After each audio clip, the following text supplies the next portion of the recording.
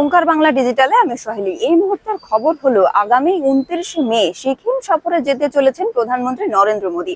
জানা যাচ্ছে, সিকিম রাজ্যের 50তম প্রতিষ্ঠাতা দিবস উপলক্ষে আয়োজিত অনুষ্ঠানে যোগ দেবেন তিনি।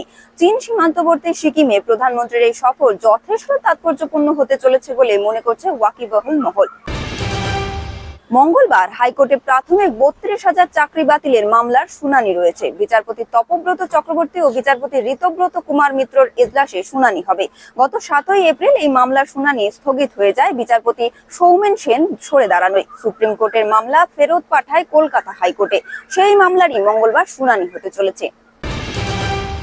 কলকাতার নীলরতন সরকার মেডিকেল কলেজকে শোকজ করল জাতীয় মেডিকেল কমিশন। বেশ কয়েক কোটি টাকার জরিমানার মুখে কলকাতার এনআরএস হাসপাতাল। আর শোকজ নোটিশ পাওয়ার পরেই হাসপাতালে চিকিৎসক অধ্যাপকদের জন্য নোটিশ জারি হলো। নোটিশে বলা হয়েছে, প্রতিদিন ফেস বায়োমেট্রিক মেশিনে ডিউটিতে যোগ দেওয়া এবং ক্যাম্পাস ছেড়ে যাওয়ার আগে রেকর্ড রাখা বাধ্যতামূলক। এরকম আরো আপডেটের জন্য নজর রাখুন ওঙ্কার বাংলা ডিজিটালে।